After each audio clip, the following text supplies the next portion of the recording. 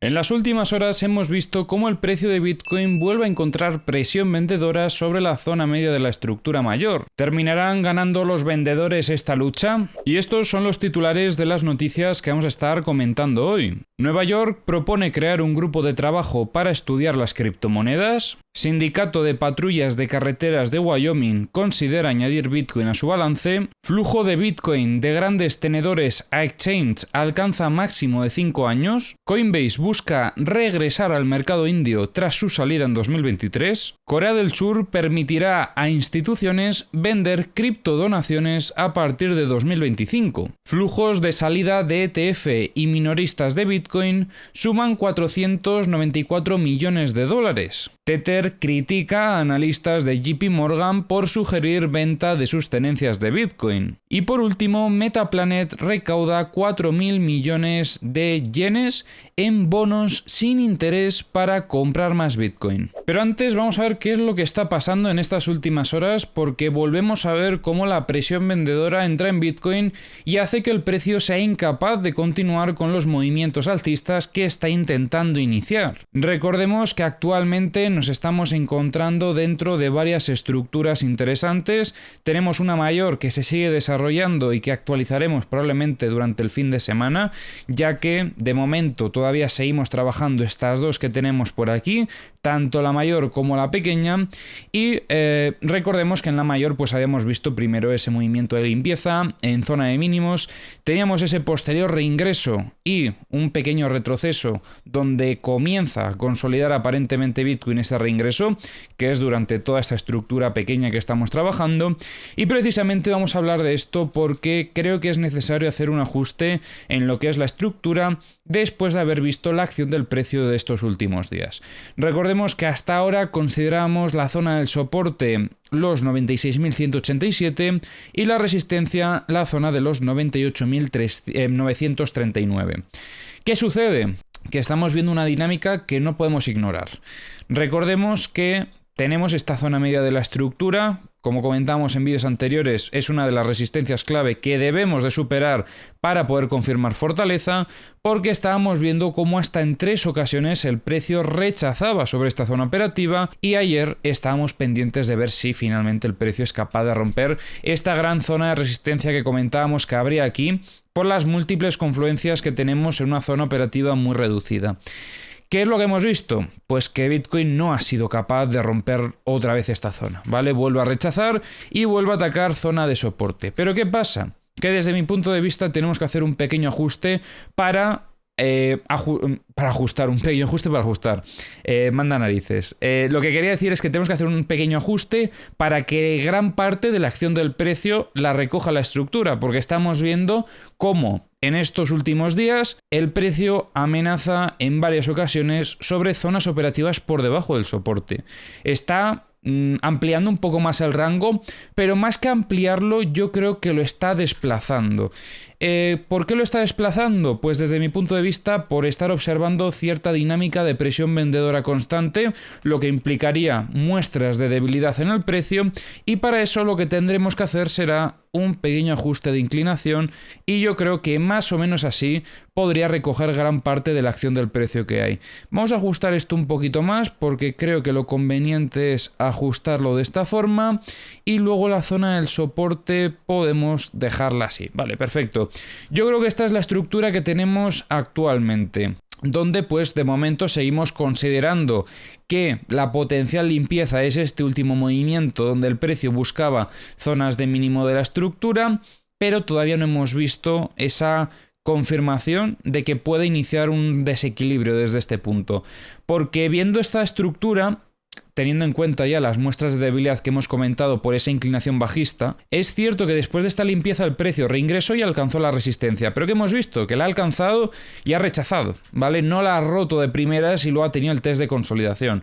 En este contexto sí tendríamos un contexto de fortaleza donde podríamos estar valorando compras una vez tenemos la ruptura y el posterior test de consolidación, pero no es el caso. Estamos viendo cómo el precio retrocede y quizás está intentando buscar un poquito más de liquidez para volver a atacar con fuerza. fuerza.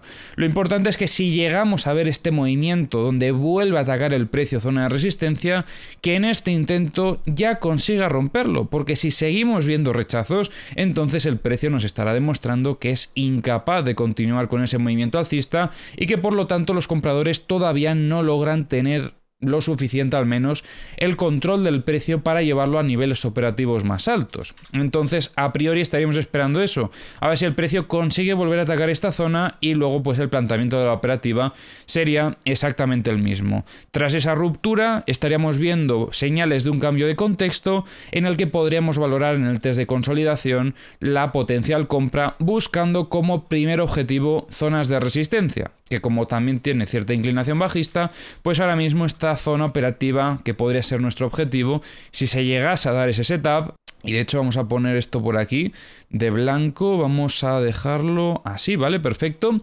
Esto sería sobre la zona de los 102.135, para que os hagáis una idea.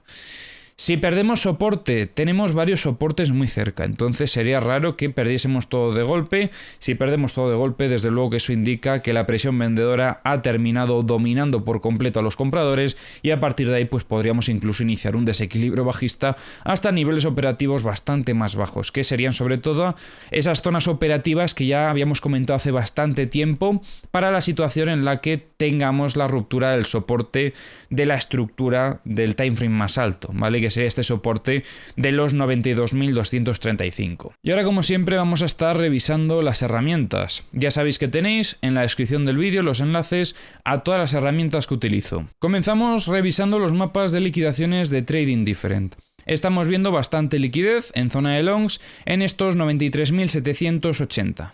En zona de shorts se ve algo en torno a los 99.255, nos queda un poco lejos y a partir de estos 100.175 incluso vemos aún más liquidez, pero también nos queda bastante lejos de momento. Respecto a la liquidez de 100X, recientemente se han llevado esta zona que tenía bastante, tenemos todavía en estos 98.575, liquidez de 50X ahora mismo no veo ninguna zona destacable, es cierto que se ha acumulado algo de liquidez sobre los 98.870, pero está bastante distribuida. Liquidez de 25X vemos un poco en zona de shorts en estos 99.290 y en zona de longs tenemos bastante en estos 93.885, 93.625 y sobre todo en torno a los 93.025. Respecto a la liquidez de 10X tenemos a partir de estos, bueno, cuanto más bajamos más vemos, pero sobre todo en torno a estos 89.755 aproximadamente. En Bookmap estamos viendo cosas bastante interesantes, lo más destacable es este muro de ventas que ya hemos comentado anteriormente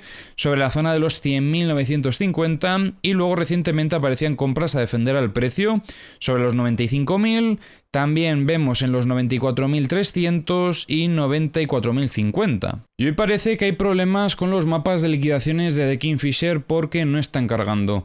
Voy a pasar a revisar las noticias a ver si durante este tiempo se soluciona el problema y los vemos un poco más adelante. No sin antes revisar los CVDs que sí que cargan, aunque en este caso no ha habido demasiada actividad en estas últimas horas. Vemos algunas ventas por parte de Bybit y una venta aquí bastante agresiva por parte de Bitfinex. Y bueno, como os he dicho, vamos a comenzar con las noticias ya. El senador estatal James Sanders Jr. ha presentado un proyecto de ley para crear un grupo de trabajo que investigue el uso y el impacto de las criptomonedas en Nueva York. Este equipo analizará aspectos como la cantidad de monedas digitales en circulación, el número de exchanges operando en el estado y cómo las criptomonedas afectan los ingresos fiscales estatales y locales. El informe con los hallazgos se espera para diciembre de 2027. Ojo, que no lo van a hacer para mañana. La Asociación de Patrullas de Carreteras de Wyoming está explorando la posibilidad de adoptar Bitcoin, incluyendo su incorporación en su balance financiero. Esta iniciativa se realiza en colaboración con la plataforma educativa Proof of Workforce y su programa Get of Zero, que busca educar a sindicatos y fondos de pensiones sobre los beneficios de Bitcoin. Un análisis reciente muestra que las transacciones de grandes tenedores de Bitcoin hacia exchange ha alcanzado niveles no vistos en 5 años. Históricamente, una disminución en estos depósitos suele preceder a un repunte alcista en el precio, lo que sugiere una posible continuación de la tendencia positiva. Después de suspender sus operaciones en India en 2023, Coinbase está en conversaciones con los reguladores locales, incluyendo la Unidad de Inteligencia Financiera, para reanudar sus servicios en el país. La empresa también ha fortalecido sus lazos al unirse a la Junta del Consejo Empresarial de Estados Unidos e India. La Comisión de Servicios Financieros de Corea del Sur ha anunciado que a partir de la segunda mitad de 2025, instituciones como organizaciones benéficas y universidades podrán vender criptodonaciones. Además, se instruirá a los bancos para que ofrezcan más servicios a empresas de criptomonedas, ampliando así la integración de activos digitales en el sistema financiero del país. Los inversores minoristas y los fondos cotizados en bolsa de Bitcoin han registrado salidas netas acumuladas de $494 millones en los últimos días. A pesar de esta tendencia, las ballenas han acumulado aproximadamente $3.800 millones en Bitcoin, lo que podría indicar que el mercado está más cerca de tocar fondo. Tether ha criticado a analistas de JP Morgan que sugirieron que la empresa podría verse obligada a vender parte de sus tenencias de Bitcoin para cumplir con futuras regulaciones de stablecoins en Estados Unidos. Tether enfatizó que estas propuestas legislativas aún están en etapas iniciales y que la empresa mantiene una sólida posición financiera. La empresa japonesa Metaplanet ha recaudado 4.000 millones de yenes, aproximadamente $26 millones, mediante la emisión de bonos sin intereses con el objetivo de aumentar sus reservas de Bitcoin. La compañía planea poseer 10.000 bitcoins para finales de 2025 y 21.000 bitcoins para finales de 2026, destacando su estrategia agresiva de inversión en criptomonedas. Ethereum, en este caso, sigue un poco con la misma dinámica que en días anteriores. A pesar de esa pequeña muestra de fortaleza que comentábamos ayer, finalmente termina en una situación similar a la de Bitcoin. Por lo tanto, ahora mismo seguiríamos esperando exactamente lo mismo que en Bitcoin. A ver si termina de consolidar ese reingreso y, sobre todo para Ethereum, sería clave lograr superar esta resistencia que se está encontrando sobre la zona media de la estructura. En este caso sería sobre los 2.790 aproximadamente. En los mapas de liquidaciones de Ethereum ahora mismo no estamos viendo demasiada liquidez hasta que no hacemos zoom out, qué casualidad.